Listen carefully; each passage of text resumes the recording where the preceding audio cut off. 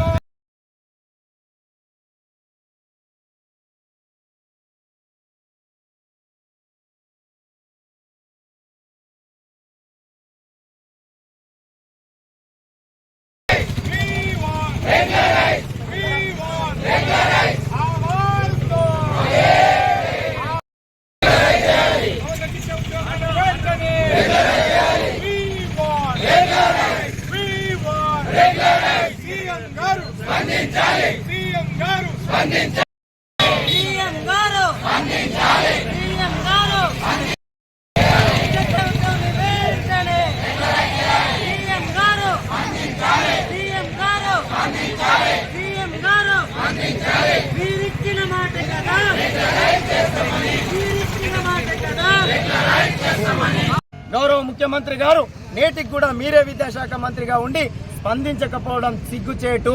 అందుకే ఈ రోజు మా ఆత్మ గౌరవం పోయినా పర్లేదని రోడ్డు మీద వచ్చి మేము అర్ధనగ్న ప్రదర్శన చేసే దుస్థితి ఏర్పాటైంది.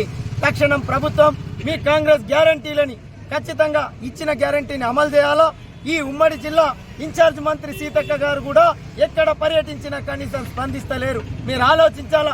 ఎస్సీ ఎస్టీ బీసీ బడుగు బలహీన వర్గాల విద్యార్థులు చదువుకునే బడులు బంద్ అవుతున్నా మీకు సోయస్తలేదు. కాబట్టి గౌరవ ముఖ్యమంత్రి గారు తక్షణం మీ గ్యారంటీని నిలబెట్టుకోవాలా. సమగ్ర శిక్ష ఉద్యోగులందరినీ కూడా 19,360 మందిని రెగ్యులరైజేషన్ చేయాలని రాష్ట్ర అధికార ప్రతినిధిగా పడాల రవీందర్ అయిన నేను డిమాండ్ చేస్తా ఉన్నాను.